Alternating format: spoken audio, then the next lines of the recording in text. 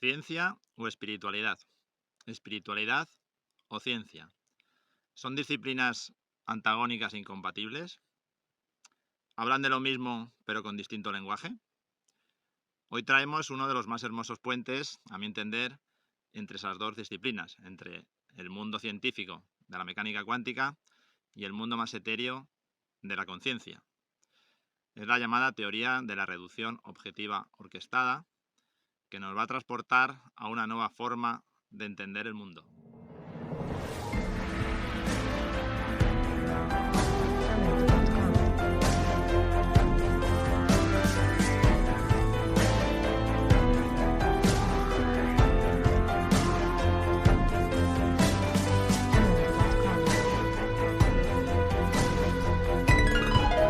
Org, el sentido de la vida.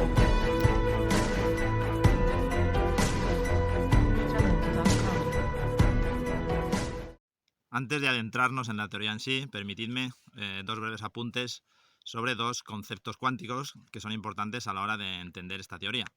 El primero de ellos sería la coherencia cuántica.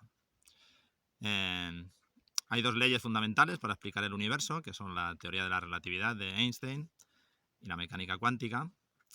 Entonces, aquellos fenómenos que durante un tiempo suficiente se pueden modelar utilizando la mecánica cuántica, es decir, donde los efectos cuánticos son relevantes, pues diremos que son fenómenos donde se produce la coherencia cuántica. Sin embargo, objetos, típicamente objetos grandes, donde no hay efectos cuánticos, sino que se rigen por la ley de la relatividad, pues diremos que no tienen coherencia cuántica.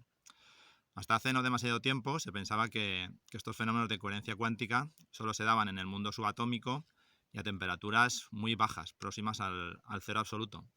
Sin embargo, en el año 2007, Graham Fleming hizo un gran descubrimiento en el sentido de que comprobó que los procesos de coherencia cuántica jugaban un papel muy importante en la fotosíntesis.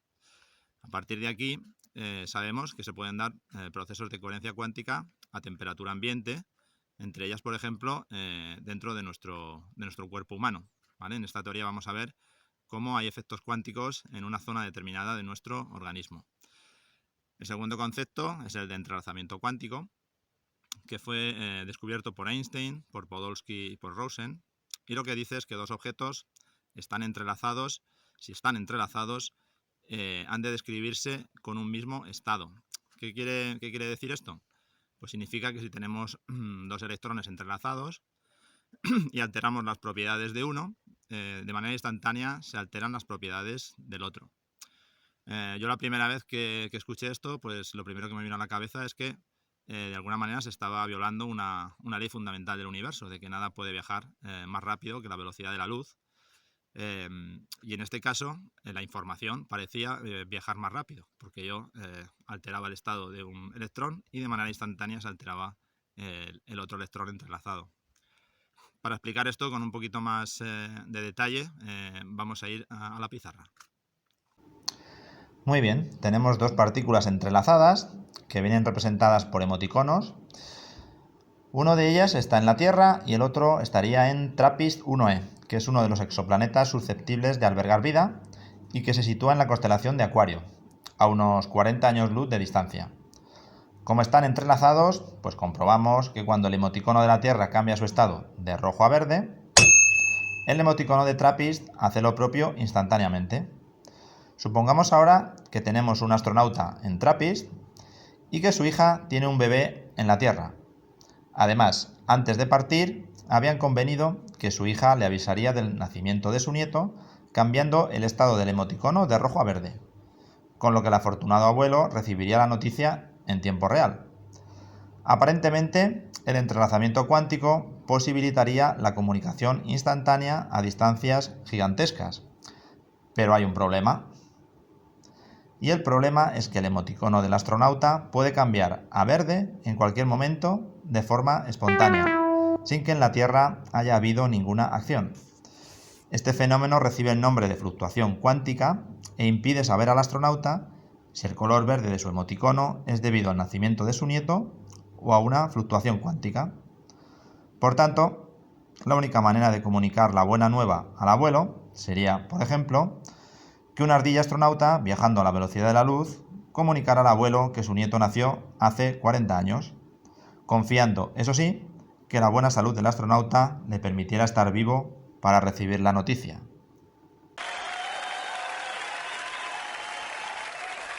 Centrándonos ya en la teoría de la reducción objetiva orquestada, OR por sus siglas en inglés, diremos que fue desarrollada por el físico matemático Roger Penrose, Premio Nobel de Física 2020, y por su compañero, el médico y profesor de la Universidad de Arizona, Stuart Hameroff.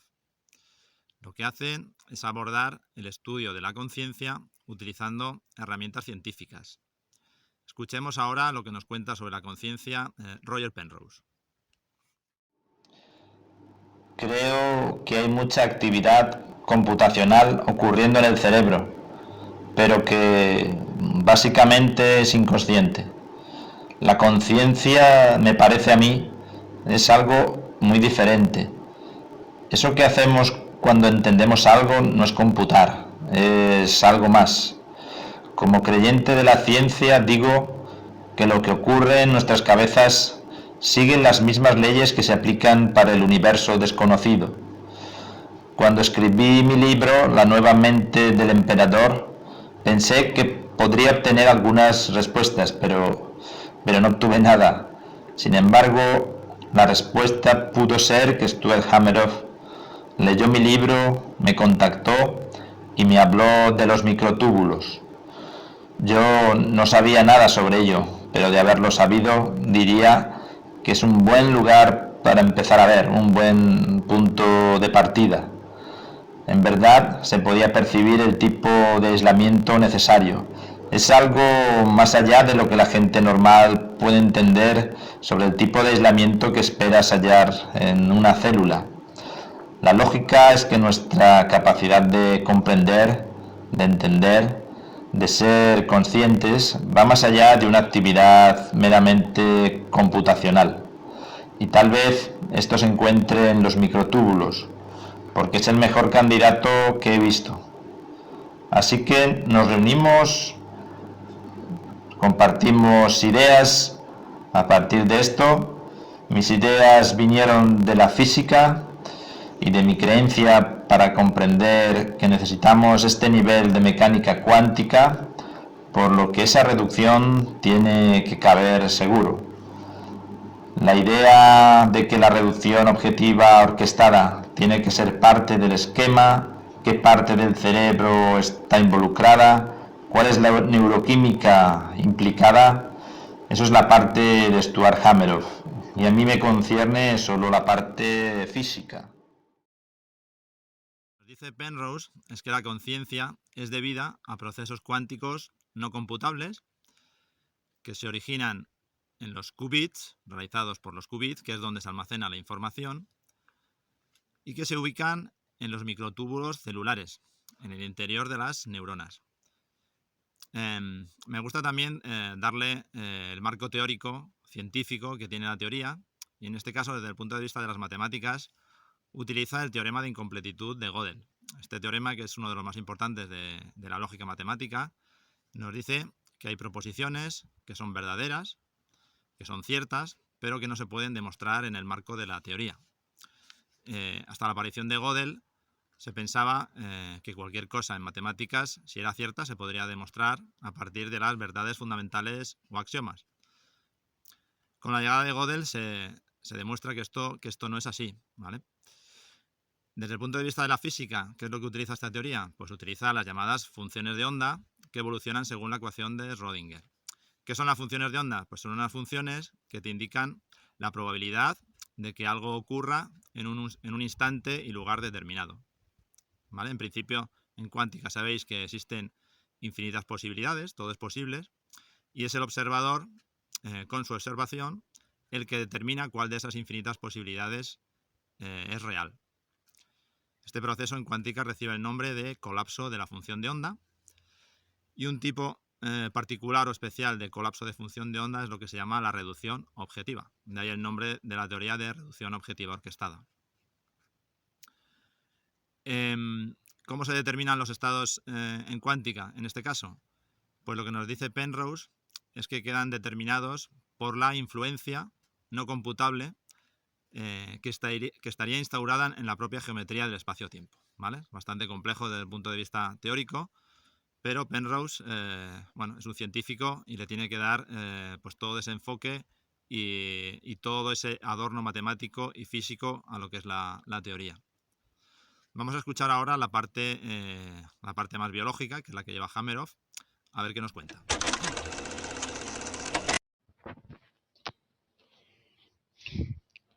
Creemos que los microtúbulos están perfectamente diseñados para ser el computador cuántico de las células y procesar la información a nivel molecular. La visión clásica del funcionamiento del cerebro nos dice que cuando una neurona está activa, envía una señal a la neurona siguiente, lo que provoca la activación de esa neurona, que a su vez activa otra neurona, como una secuencia de dominó. En un ordenador convencional, las señales se mueven a través de caminos identificables, pero los componentes microscópicos de un ordenador cuántico están ligados por un proceso excepcional, llamado entrelazamiento cuántico. Creemos que los procesos cuánticos tienen un rol cerebral importante en la conciencia, de modo que una neurona activa en un extremo del cerebro puede activar a otra neurona en el otro lado del cerebro, y por tanto, una alteración en el microtúbulo de una célula puede afectar al microtúbulo de otra. Existe información cuántica en la estructura más fina del universo y no hay nada que impida que la información de los microtúbulos pueda conectarse y entrelazarse con el universo fuera del cerebro.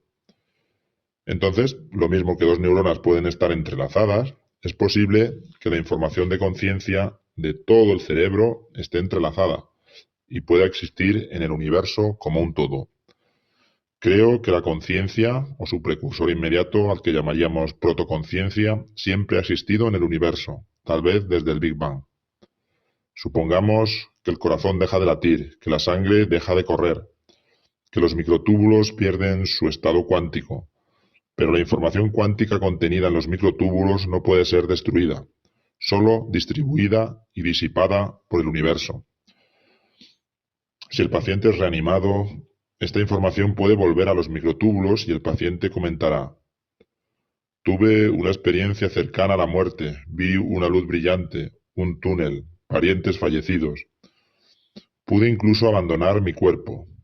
Si el paciente no es reanimado y muere, es posible que esta información cuántica persista fuera del cuerpo, tal vez indefinidamente, como conciencia. Se demostró recientemente que los efectos cuánticos controlan varios procesos biológicos importantes, desde la navegación de las aves a la fotosíntesis, con lo que van surgiendo argumentos que avalan la validez de esta teoría. Bien, pues lo que propone Hameroff es que son los microtúbulos los responsables, los que orquestan la reducción objetiva. Y aquí tenemos la última palabra que nos faltaba, de reducción objetiva orquestada, que era orquestada, y por tanto viene de ahí, de que son los microtúbulos los que orquestan este colapso de la función de onda. Los microtúbulos pues están formados por unas unidades más pequeñas de proteínas que se llaman las tubulinas y por electrones deslocalizados. Y lo importante es que están lo suficientemente cerca para que se den los procesos que hemos nombrado antes de coherencia cuántica y de entrelazamiento cuántico. Por tanto, es susceptible de aplicar las leyes de la mecánica cuántica a estos procesos que tienen en el interior de nuestras neuronas. Un elemento clave de la teoría es que la conciencia no se originaría por la conexión entre neuronas, que es la visión clásica, sino que estaría instaurada en el interior de las neuronas. Nos dice Hameroff que aparte de la conciencia que creamos, nuestra forma de ver el mundo por la relación que tenemos con las personas, con los seres más cercanos, a través de los medios de comunicación, redes sociales, pues habría una conciencia global que influye en todos los seres conscientes del universo, ¿vale? Vamos a ver esto de una manera un poquito más gráfica. Muy bien. Supongamos que estamos en el planeta Tierra y nos centramos en un hombre en Argentina, una mujer en la India y tú que estás en tu casa. La nube representa el campo cuántico de la conciencia global, donde se codifica toda la información cuántica emitida por los seres conscientes de nuestro universo. En este ejemplo, esta información se va a referir a la decisión de comer carne o ser vegetariano. Observamos que el filete es de mayor tamaño que la verdura debido a que en este momento pues hay más personas no vegetarianas, al menos en nuestro planeta, que vegetarianas. Teniendo esto en cuenta y considerando solo la influencia de esta conciencia global, sería más probable que una persona en un momento dado decida comer carne que hacerse vegetariano. Supongamos que ahora, por la influencia de tu entorno, por un tema de salud, por respeto hacia los animales o por cualquier otra razón, decidieras hacerte vegetariano. Entonces, ocurre que esa información, al estar la conciencia global entrelazada, pues está disponible en todo el universo, reflejándose en el hecho de que la verdura se hace más grande, es decir, aumentando la probabilidad, aunque sea muy poco, de que otros seres se hagan vegetarianos. Al aumentar esta probabilidad, puede ocurrir que esa acción tuya haga que dos personas en el mundo, una en Argentina y otra en la India, que estaban en duda, finalmente se hagan vegetarianos. De lo que estamos hablando es de echar por tierra esa percepción de que tus pequeñas acciones caen en saco roto y que influirán únicamente en tu entorno más cercano. De repente, quizá, tu vida tome otra dimensión y tenga un sentido, el sentido de hacer evolucionar el campo de la conciencia global con tus decisiones y acciones hacia un estado más justo, más integrador y más humano. Todos formamos parte de este propósito y jugamos en el mismo equipo. Cualquier actitud de rechazo, odio, violencia, miedo o falsedad genera una energía negativa en todo el universo, volviéndose por tanto contra ti e imposibilitando que el campo cuántico de la conciencia global evolucione hacia ese ideal que nos dicta la intuición. Al igual que el campo eléctrico o el campo de Higgs, este campo de la conciencia surge tras el Big Bang y en él se ha ido almacenando durante millones de años emociones, intenciones y decisiones que quedan codificadas y que los seres conscientes tienen capacidad de descodificar. Quizá, después de todo, teorías como la de los registros acásicos no vayan tan descaminadas. Tras 25 años de la formalización de esta teoría, siguen sin existir argumentos definitivos de índole científica para descartarla. Tal vez en algún momento se descubra, al igual que sucedió con el electrón en el campo eléctrico o con el bosón de Higgs en el campo de Higgs, la partícula asociada a este campo, y esta teoría se englobe con todos los honores científicos dentro de la teoría cuántica de campos o de la teoría de cuerdas. Después de todo, quizá formemos parte de un universo consciente que se integraría en un ente vivo mucho mayor y que este campo cuántico de la conciencia global se creara con la finalidad de culminar en una forma de conciencia más compleja y evolucionada. Nosotros, como seres humanos, tenemos la misión de completar esta evolución, una misión que podríamos llamar el sentido de la vida.